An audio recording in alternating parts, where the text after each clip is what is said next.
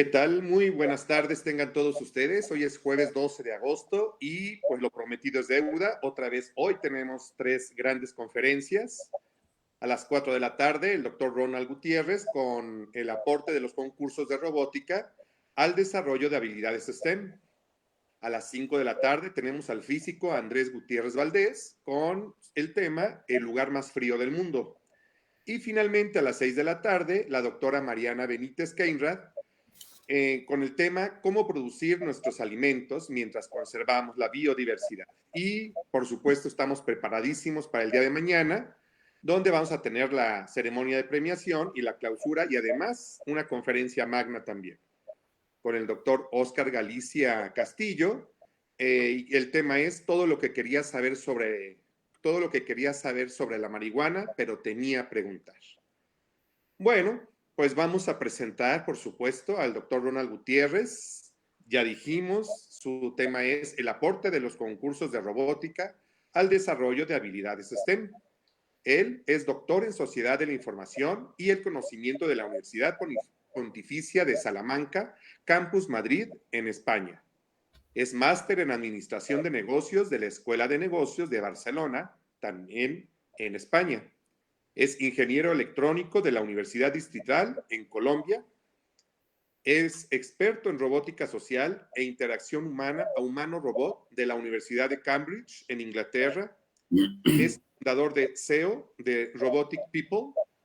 Es profesor del máster en seguridad informática de la Universidad Internacional de La Rioja en España. Es profesor de la maestría en arquitectura de software de la Universidad de Don Bosco en El Salvador. Es profesor del doctorado en innovación educativa de la Universidad de La Sabana en Colombia. Es conferencista internacional y autor de múltiples publicaciones sobre robótica y realidad virtual en educación. Actual presidente del capítulo profesional de robótica y automatización RAS-I3S y miembro honorario de la Asociación Mexicana de Mecatrónica. Doctor, un placer tenerlo con nosotros. Adelante, por favor, con su presentación, con su conferencia. Bueno, muchas gracias por esa bella introducción, también por esta invitación a un evento tan importante. En verdad me siento muy honrado de poder hacer parte, de poder acompañarlos y poder compartir algunas de esas cositas que he tenido la oportunidad de trabajar en los últimos años. Bueno, como bien lo decías, vamos a hablar acerca de los aportes que tienen los concursos de robótica en el desarrollo de las habilidades STEM, que es algo que nos interesa muchísimo en el mundo de hoy, que es altamente relevante para nuestros estudiantes, para nuestros jóvenes y más aún para el futuro de nuestra sociedad. Entonces, para ello, bueno, sin más, vamos a empezar hablando desde los orígenes. Vamos a hablar de qué es un robot. Y en este momento estamos viendo aquí en la pantalla un diagramita de bloques, un sistema. Aquí yo no voy a entrar a aburrirlos ni a preocuparlos con ecuaciones. Vamos a hablar simplemente de un robot como un sistema. Para ello me permito utilizar este modelo que fue desarrollado por mi parte hace ya algunos años, donde me he basado en la teoría general de los sistemas de von Bertalanffy, la cual dice que cualquier cosa del mundo la podemos modelar como un sistema. De esta manera, en la pantalla estamos observando un diagrama de bloques donde podemos ver un rectángulo y podemos empezar a entender lo siguiente. Todo lo que está dentro del rectángulo es el robot y lo que está fuera del rectángulo es el resto del universo, el resto del mundo. O también podríamos llamarlo el exterior del robot. Esto es importante porque ese rectángulo que vemos allí funciona como una membrana que separa lo que está fuera de lo que está adentro y nos permite entender que todos los componentes o los elementos que están adentro son como tal el robot, lo que está fuera es el resto del mundo y nos permite entender que el robot va a requerir elementos para comunicarse con el resto del mundo. Por ende, vamos a empezar a observar este diagrama desde la parte izquierda donde dice entradas de información física y vamos a ver que este es el primer punto de funcionamiento como membrana de ese rectángulo grande que vemos allí. ¿Qué significa? Que el robot va a requerir unos elementos que vamos a conocer como los sensores, y estos sensores nos van a permitir capturar información del mundo exterior y la van a convertir en señales de información eléctrica. Esto significa que podríamos tomar, por ejemplo, una señal de luz o una señal de sonido o una señal de magnética, de campo eléctrico, etcétera, que sea del mundo real, del mundo físico, y el sensor será un dispositivo que tome esa señal y la convierta en una señal de información con características eléctricas, porque al interior del robot nos vamos a manejar con señales eléctricas. Una vez que los sensores hayan capturado toda esta información del mundo exterior y la hayan convertido en señales de información eléctrica, esa información va a viajar al procesador. El procesador es algo así como el cerebro del robot, donde se van a tomar las decisiones. Pero ese procesador viene aliado con algo que es una memoria, y en esa memoria vamos a permitirnos almacenar recuerdos o experiencias. El robot, al igual que un niño, a medida que va generando experiencias o va cometiendo errores, él debería ir generando un aprendizaje que va almacenando en esa memoria, de manera tal que cuando el procesador necesite tomar una decisión, lo haga con base en dos fuentes de información. Una, las señales que provienen del mundo exterior, o sea, las que entran por medio de los sensores, y la segunda fuente de información proveniente de la memoria, de los recuerdos o experiencias que él haya logrado acumular. Eso es la forma en la cual un procesador debería tomar las decisiones para un robot. Una vez que el robot, o más bien el procesador, haya tomado una decisión, ya sea, por ejemplo, de moverse hacia adelante, moverse hacia atrás, levantar un brazo, encender una luz, prender una pantalla, etc., el procesador genera esa señal en forma eléctrica. O sea, él genera una señal, que la vamos a llamar aquí como señal de salida eléctrica, la cual es enviada a los actuadores. Y los actuadores serán dispositivos que funcionan de manera inversa a los sensores. Estos van a tomar señales de naturaleza eléctrica y las van a transformar en señales del mundo físico, del mundo real. Entonces, el procesador, por ejemplo, manda un tren de pulsos a un actuador que puede ser, por ejemplo, un parlante, y ese parlante va a tomar ese tren de pulsos, lo va a amplificar, lo va a hacer sonar y entonces vamos a escuchar un sonido. Ese sonido que ya será una señal del mundo físico en el cual nosotros interactuamos. Entonces, esto es a grandes rasgos lo que es un robot visto desde la teoría de los sistemas. Entonces, visto como un sistema, un robot lo podríamos resumir como lo que estamos observando en la pantalla en este momento.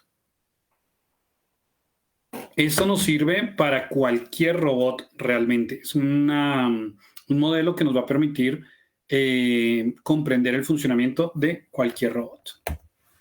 Muy bien. Luego de esto, es importante que también entendamos algo acerca de lo que es la robótica social.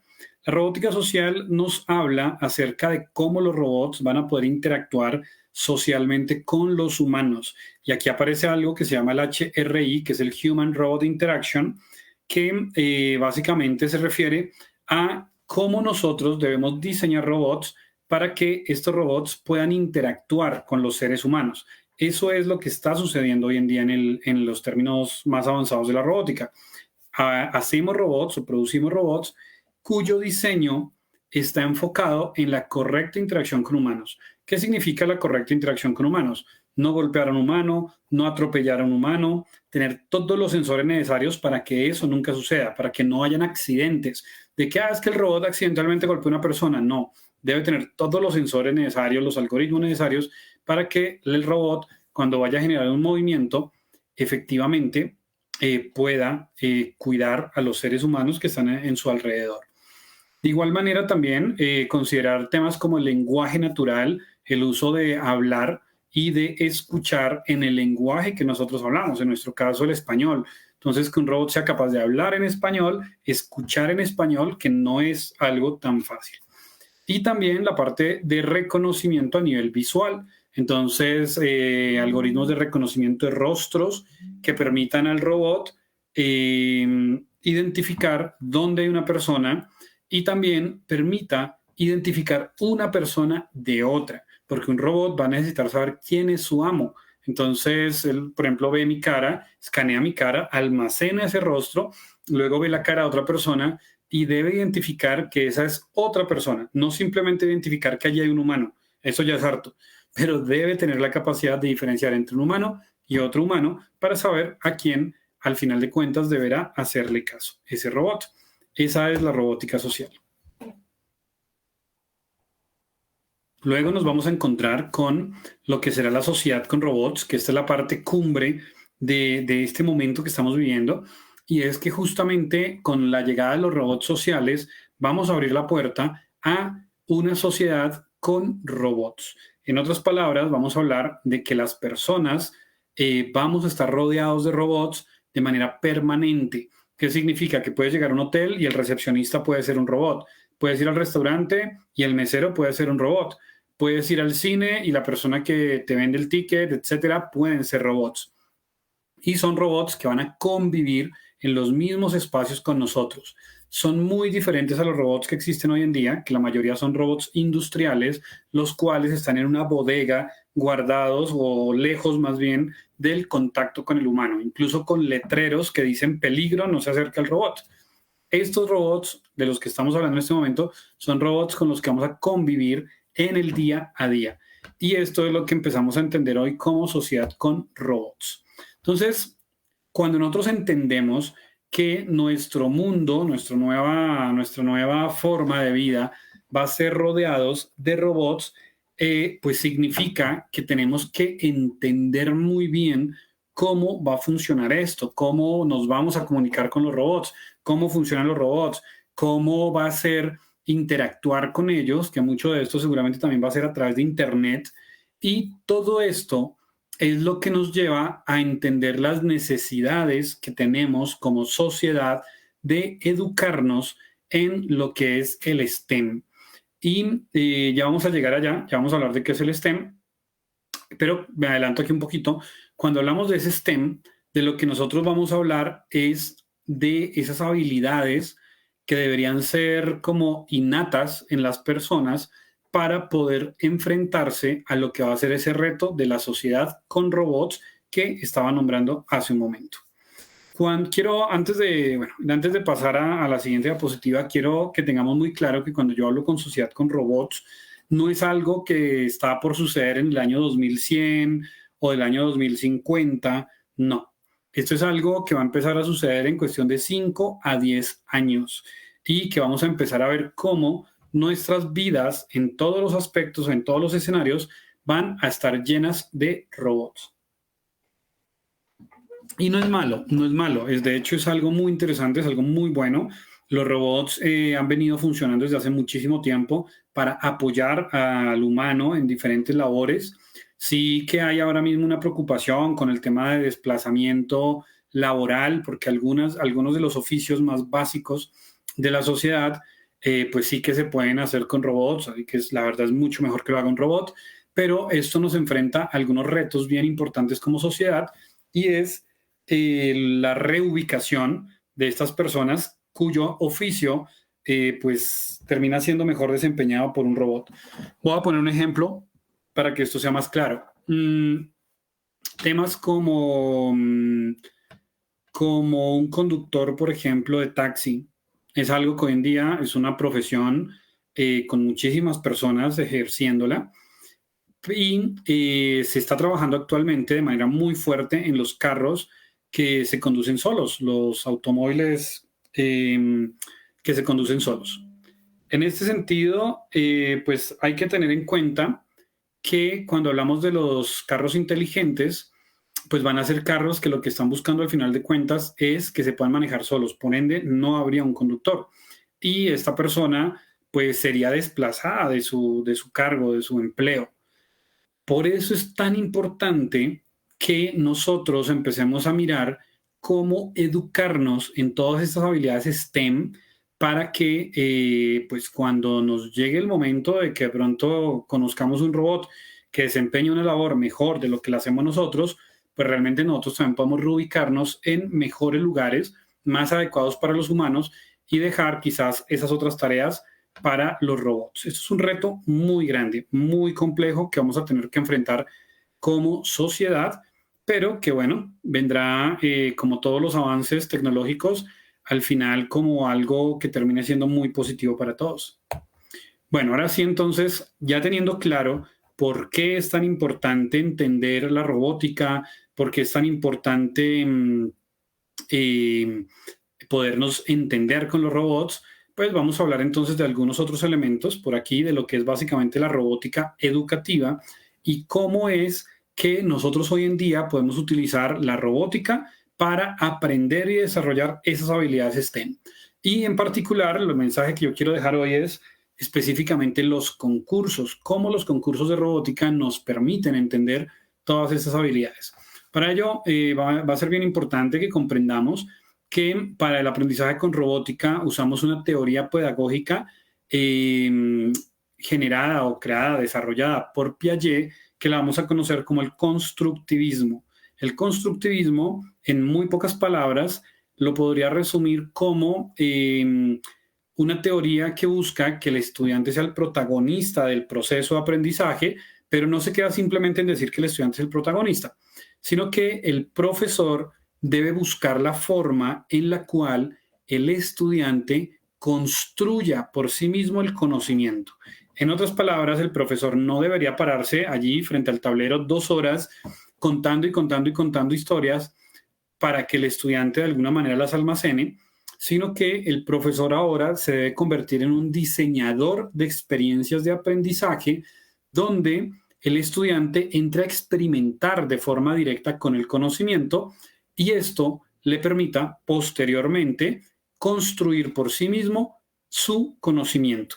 O sea que de la propia experiencia del estudiante, de su propia experimentación, es que el estudiante va a aprender. Y eso es el constructivismo. Es una escuela que ha venido creciendo muchísimo en los últimos tiempos y que la robótica la apoya de manera genial. Aquí vemos también que Papert, que fue un discípulo de Piaget, plantea posteriormente algo que se va a llamar el construccionismo, que en pocas palabras es el mismo constructivismo, pero con tecnología.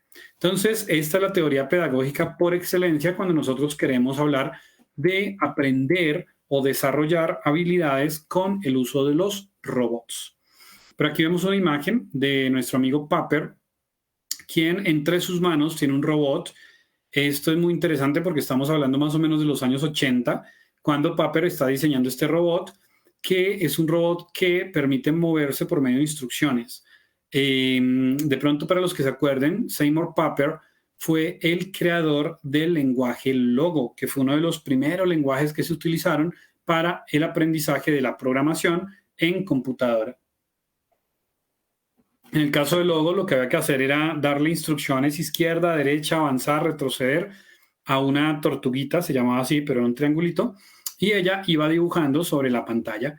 Entonces, pues ese fue el primer gran logro de Papert, y posterior a eso vemos cómo Papert también construye este robot que hace exactamente lo mismo, pero ya fuera de una computadora, como un hardware especializado, un robot para el aprendizaje de la programación. Muy bien. Ahora vemos acá otro de los genios de nuestra era que habla acerca del constructivismo. Vemos a Michel Resnick del Instituto Tecnológico de Massachusetts, el MIT, y quien ha sido el creador de la herramienta Scratch, que es un software, una evolución de ese software Logo, donde también nosotros vamos a poder utilizar, en este caso ya no es una tortuga, sino que es un gatico, para darle instrucciones, decirle que vaya adelante, vaya atrás, gire izquierda, gire derecha. También podemos utilizarlo para dibujar sobre la pantalla, pero más que cualquiera de esas cosas, lo utilizamos para poder lograr que los estudiantes aprendan todo esto del pensamiento sistémico, del pensamiento computacional, que son habilidades fundamentales para enfrentar esta era a la que los chicos pues están llegando. Muy bien, Vamos a hablar entonces ahora de los enfoques que podríamos utilizar para aplicar esa robótica en la educación. Aquí me voy a basar un poquito en un artículo publicado por Altin y Pedaste en el año 2013, donde se nombran algunas de estas estrategias con las cuales podemos hacer aproximaciones constructivistas. La primera de ellas es el aprendizaje por descubrimiento. En el aprendizaje por descubrimiento, básicamente de lo que estaríamos hablando es de un tipo de aprendizaje donde nosotros le damos la oportunidad al estudiante de que experimente de manera directa con una actividad que nosotros vayamos a proponer y el resultado de la experimentación con esa actividad, el estudiante debe empezar a descubrir ese conocimiento que está allí. Voy a poner un ejemplo. En la clase de física, cuando hablamos de que la fuerza es igual a la masa por la aceleración, en vez de simplemente dibujar una ecuación en el tablero y pedir que los estudiantes la memoricen, quizás lo que podemos hacer es una práctica de plano inclinado donde le decimos a los estudiantes, bueno, primero ustedes tienen que empezar a arrojar objetos, luego van a tomar medidas cada cierto tiempo, van a hacer esto, van a hacer lo otro, y con el paso o con el paso a paso de esas instrucciones, el estudiante es el que vaya descubriendo, así como lo hizo Newton en su momento, cuál es la relación que hay entre la fuerza, la masa y la aceleración. Entonces, esto, mal que bien, vendría siendo básicamente lo que es el aprendizaje por descubrimiento. Aquí entran varias cosas adicionales y es el hecho de que los estudiantes aprendan a hacer una búsqueda de información, que es algo muy importante en el día de hoy. Muchas personas, y bueno, acá nos incluimos muchos de nosotros, tenemos un teléfono móvil conectado a Internet 24/7, pero lo utilizamos normalmente para ver redes sociales, para responder WhatsApp, correo electrónico y hasta ahí llega. Y no nos damos cuenta de la importancia que llega a tener y el poder que tiene esta herramienta, la que cargamos en el bolsillo todos los días. Y es esta capacidad que podríamos tener nosotros si nos incentivaran esa habilidad del aprendizaje por descubrimiento. Todo aquello que no sé, lo puedo tener aquí en la mano, en el teléfono, acá lo puedo tener en mi teléfono móvil, aquí lo puedo encontrar, ahí está. Pero muchas veces nos dicen, oye, ¿cuándo fue que nació, no sé, Cristóbal Colón? Ah, no, yo no tengo ni idea, pero no nos da ni siquiera la curiosidad de ir a googlearlo y encontrarlo. A veces sí, pero muchas veces no. Y esto es la forma de aprendizaje por descubrimiento más básica de todas. De ahí en adelante hay un mundo por encontrar.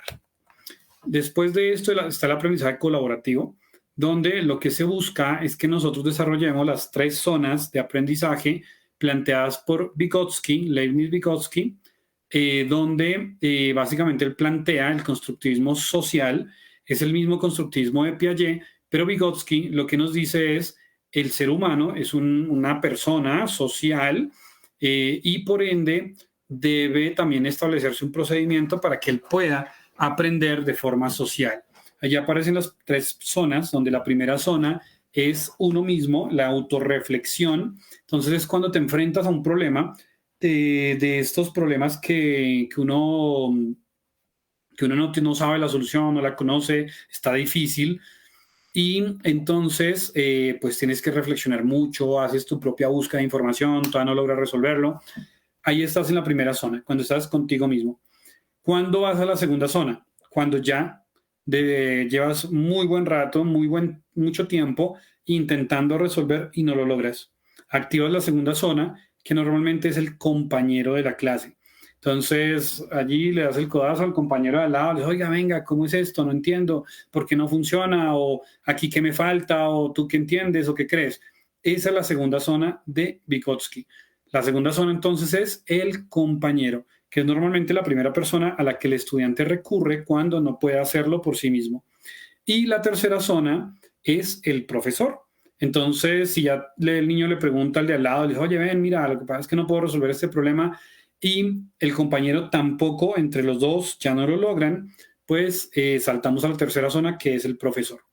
¿Qué es muy importante acá? Que cuando se diseñen estas experiencias de aprendizaje, se respete el hecho de que el estudiante pueda pasar por todas las zonas, o sea, que tenga un tiempo de reflexión a nivel individual, luego que tenga un tiempo de reflexión a nivel grupal con sus compañeros, que en estas primeras dos zonas él no pueda todavía ir a preguntarle al profesor, pero que luego se habilite esa tercera zona donde ya el estudiante intentó de manera individual y no pudo, intentó de manera grupal, tampoco pudo, ahora sí es momento de buscar al profesor, no antes. Muchas veces los profesores cometemos el error de querer contestarle de manera inmediata a todos los estudiantes y estamos echando a perder el aprendizaje por descubrimiento y echando a perder el aprendizaje colaborativo. Muy bien, el siguiente es el aprendizaje basado en problemas, donde básicamente lo que se hace es plantearle al estudiante una problemática que debe resolver. Para eso hay una serie de pasos de cómo plantear ese aprendizaje basado en problemas, pero básicamente la idea es que por medio de problemas que pueden ser simulados, el estudiante se incentiva a resolver ese problema y por ende genera una buena cantidad de aprendizaje en la medida que va resolviendo el problema planteado. Luego está aquí como un primo hermano del aprendizaje basado en problemas, que es el aprendizaje basado en proyectos. A este quiero que le pongamos aquí una lupa, un zoom, porque vamos a hablar bastante de este. El aprendizaje basado en proyectos básicamente hace referencia a un aprendizaje que va a suceder ya no nuevamente por cátedra regular, no, sino que en la clase lo que se va a plantear es un proyecto. Y como queremos hablar de robótica, en este caso el proyecto sería, por ejemplo, un robot. Entonces, el estudiante, o más bien, el estudiante debe armar un equipo, un grupo con compañeros, 4, 5, 3, 4 o 5 estudiantes, esto lo define el profesor, y cada grupo debe crear o postular más bien un proyecto. Entonces, vamos a poner ejemplo, el grupo de estudiantes dice, nosotros queremos hacer un robot velocista, por decir algo, y van a crear su robot y ese va a ser su proyecto.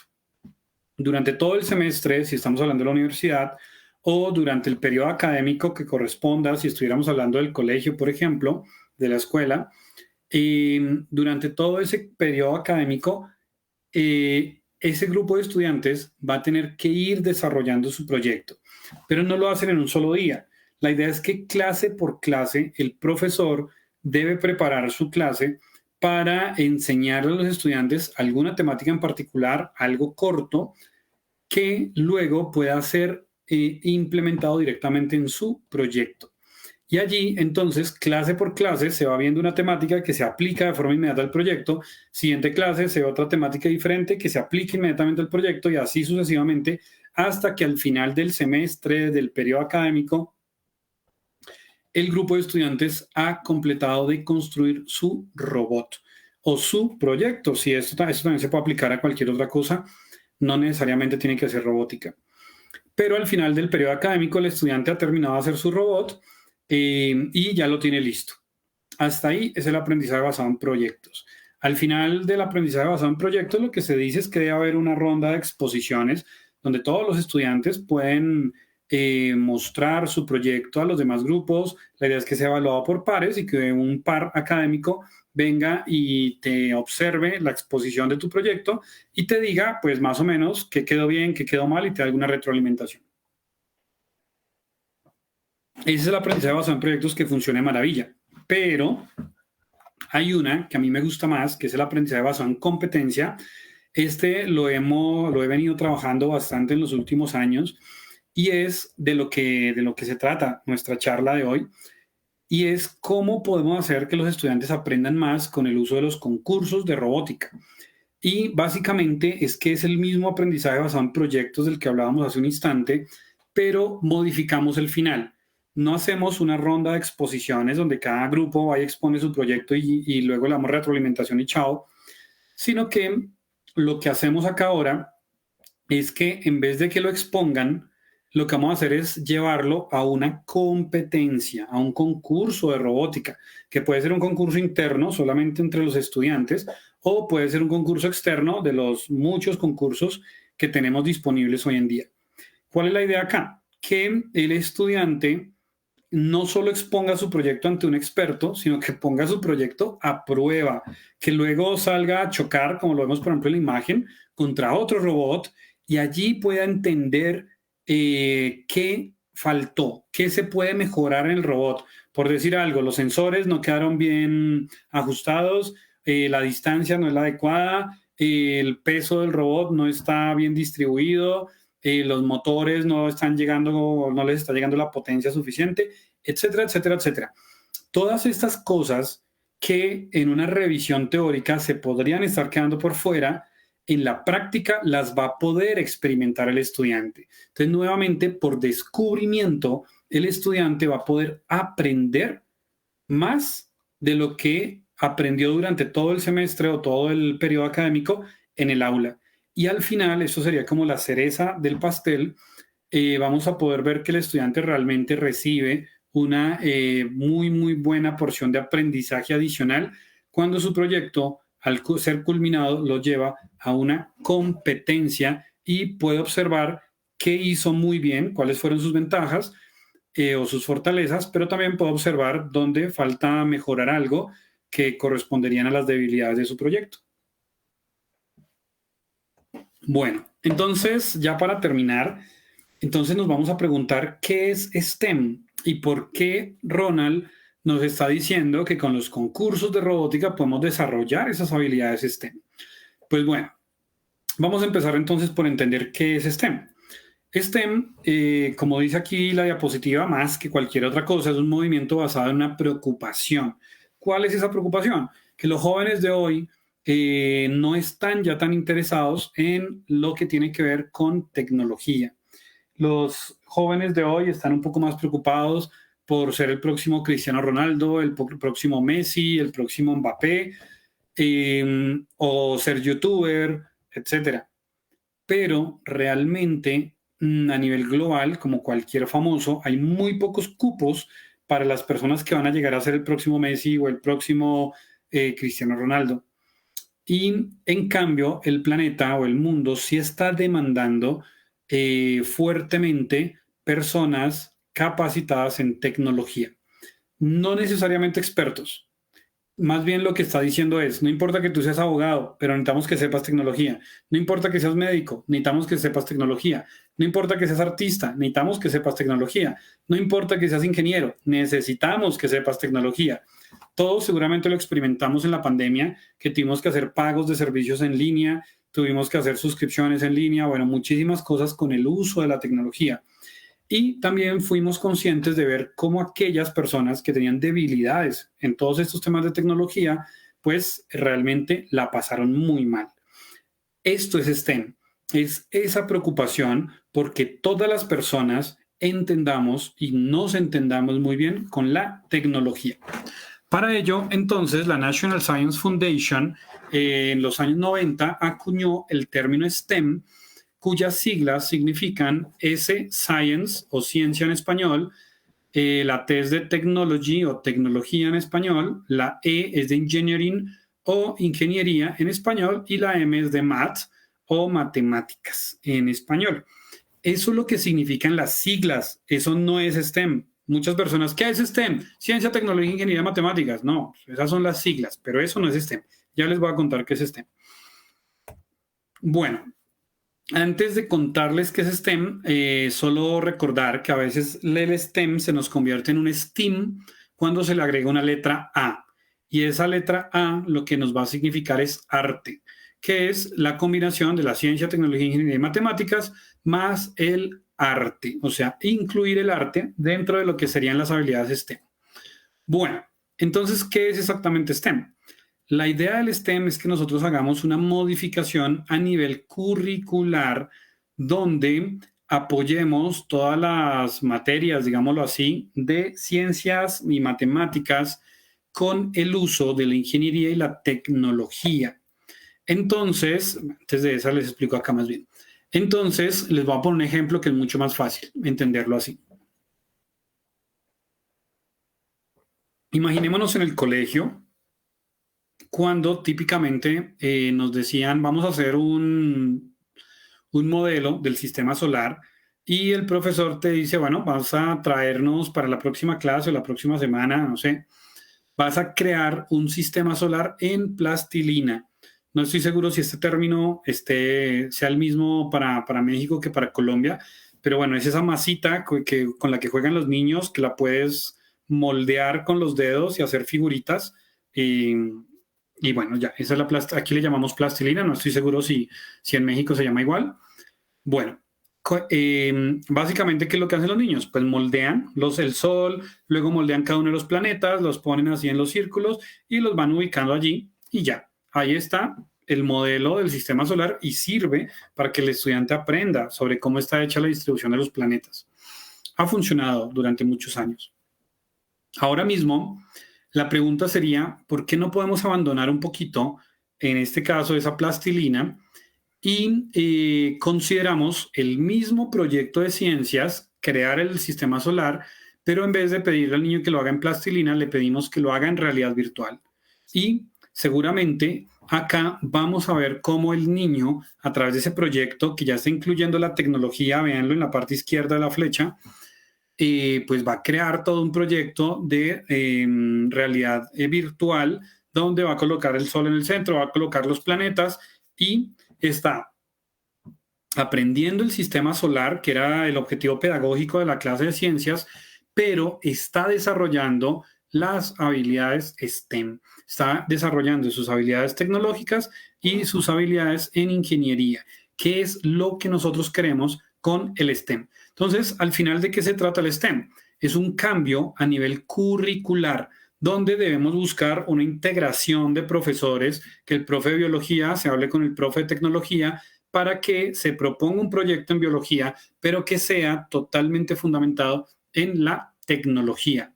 Será también un cambio en las estrategias pedagógicas, porque tendremos que cambiar toda esa guía que duró 20 años funcionando con plastilina, pues ahora la cambiamos el elemento de plastilina por el elemento de realidad virtual, o realidad aumentada, o robótica, etcétera, etcétera, etcétera.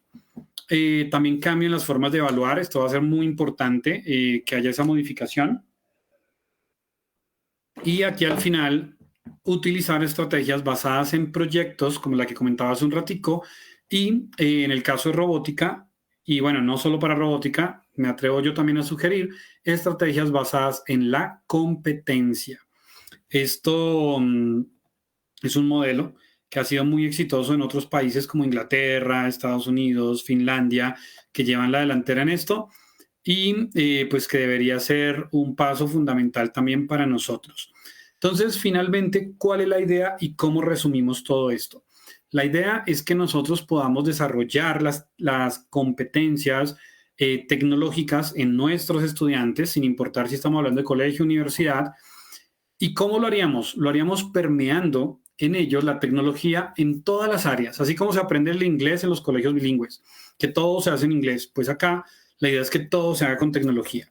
Y en mi caso en particular, lo que yo quiero incentivar es que una muy buena parte de esa tecnología sea la robótica. Entonces, que podamos utilizar el robot no solo para la clase de robótica, sino que lo podamos usar en las matemáticas, lo podamos usar para aprender física, lo podamos usar para aprender programación, etcétera, etcétera, etcétera.